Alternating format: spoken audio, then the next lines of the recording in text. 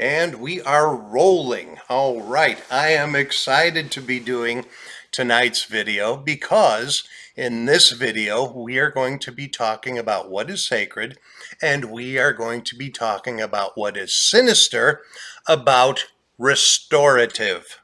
That's right, we are talking about the restorative strength. Restorative strength happens to be an executing strength, and I am an executor. That's my primary domain. I have 5 executing strengths in my top 10. So that means I am very heavily, or I am kind of a severe case of being an executor. It's kind of what we call it extreme. I am an extreme executor. Now, for my wife, Kim, she actually has this particular strength in her number 33. There's only 34 strengths, so this definitely falls into her shadow strengths. For me, this is my number 1, and so that's why I'm excited to talk about it. This is my number 1 strength in my divine natural abilities. And our number 1 strength, we call it the head strength. Okay? It's where our head kind of tells most of the other strengths what to do. There is one strength, however, that actually tells our head strength what to do, and that's our number 5 strength in our divine natural abilities, and that's our heart strength. So it goes from our heart. We identify that one first. Our heart, think of it as kind of like the general, or in military terms. And then our heart tells the master sergeant up here, our number 1, what the objective is. And then the number 1 gets all the other strengths into line, kind of, and they all support what the number 1 wants to get done. But it all starts with the heart strength. So that is kind of how, that's a good way of, a good analogy, I think, of understanding exactly how this works. So let's talk about what's sacred about restorative. People with restorative high love to fix things. It's not much more complicated than that. We love to fix things to help things run more smoothly. And keep in mind, this is an executing strength, so it's all about that need to make sure things are getting done the right way. And if something is broken, then it needs to be fixed. That's otherwise we can't get things done the right way. So in our process, as we're moving along, as everything's supposedly humming, just humming along, things are progressing as they're supposed to, and we hit a snag, that's where the restorative goes to work. That's where we say, all right, we have an opportunity here. And this doesn't throw us for a loop usually. This is not necessarily a thing that upsets us as being when we have restorative high. We kind of realize this is where we excel. This is what we're good at. This is where our true contribution can come out in this process. So we look forward to these to some extent. Many years ago, when I was getting my pilot's license, and I was talking with some of the instructors and things like that, and we were talking about handling in-flight emergencies. And in-flight emergencies, and I've had a couple of those, nothing major, nothing life-threatening or anything, but equipment malfunctions to where it had to be addressed immediately, and I had to land. But during those times, it was actually an opportunity for me because I knew, hey, I've got work to do now. There's something wrong, and I get to fix it.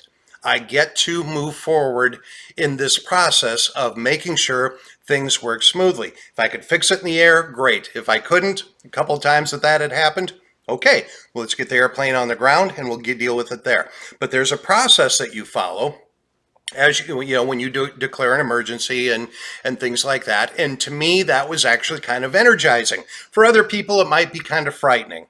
But as a pilot, one of the things that the instructors always said is, hey, when you've got an emergency, that's not time to panic. That's not a time to stress yourself out. It just means it's time to go to work. And I love that process. I love that thought process. And that was very comforting to me well before I ever knew I had restorative as my number one sacred strength. So I think that's kind of an extreme analogy there, but I think it's very effective here. When something breaks in a process or whatever, the restorative people perk up. They get excited about it. Hey, something's broken. Let's go to work. I need to go to work on this because it is my job. It is my passion. I receive joy. I experience joy in working out these problems and coming out the other side, having fixed it and having restored whatever was broken. So that's really the sacred side of this, where other people may get flustered, may panic, may get upset, may get distracted. The restorative person shines. And that's I think is the best way to describe restorative. So, can the strength go sinister? You know the answer to that already. Of course it can. And so let's talk about what happens when this strength goes sinister and how it can go sinister. This is the best example, or the best way I can tell you is this. The restorative strength will stay sacred when you're trying to fix a process, trying to fix a way of doing things, because again, this is an executing strength. So it's all about getting a job done the right way. So when we stay focused on that, this strength can stay very sacred. It will go very sinister when we get off track and we decide we need to try and fix people. Okay, let me say that again, because this is a very important point. This strength, the restorative strength, will go sinister when we stop focusing on fixing a process or a situation, and instead we start to focus on fixing a person or people that we're working with. And that's a nasty trap to fall into. So be very much aware of that for all of you high restorative people out there. Don't fall into the trap of thinking you're there to fix someone else. That is not your role, because first of all, you're wrong. Okay, if you're thinking that way, you're wrong. They don't need to be fixed.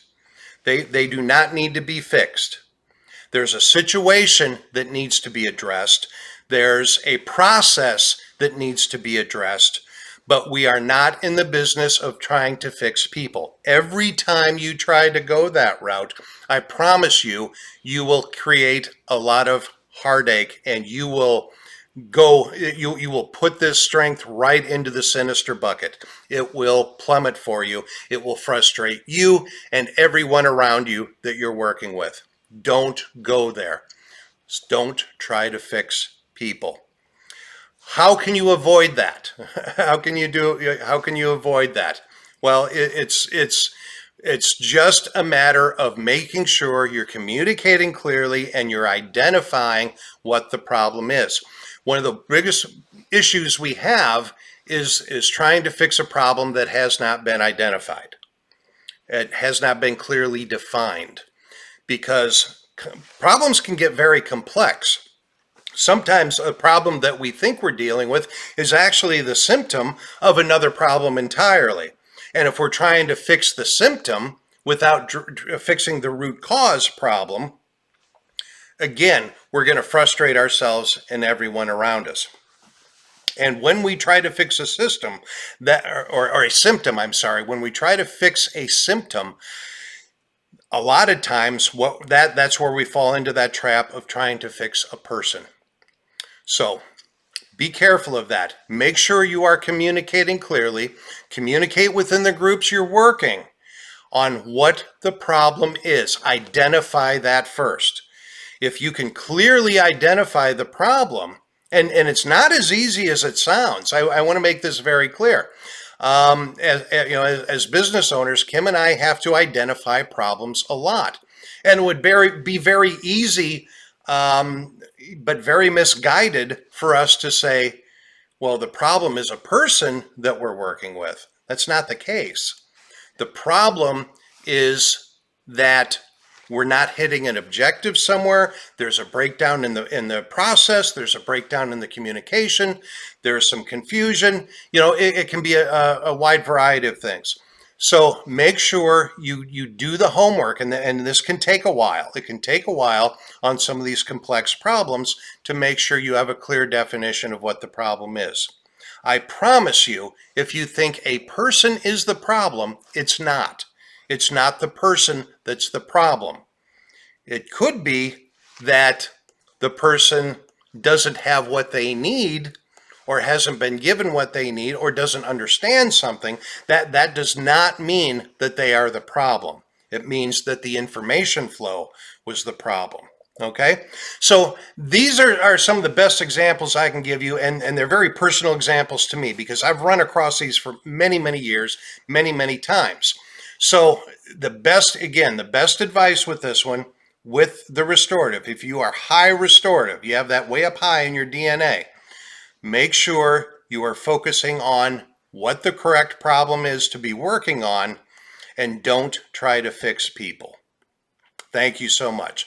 Look forward to seeing you next time. We've only got, I think after this one, there's only 4 more strengths that need to be covered. That is correct. So we've only got 4 more videos after this one. Please let me know if you have any questions or comments, feedback for me on this video. If you have, maybe you have a different idea about this, I'd love to hear it. And just, reach out to me. I'd love to hear from you. Thank you so much. And until next time, remember, inspiration starts here.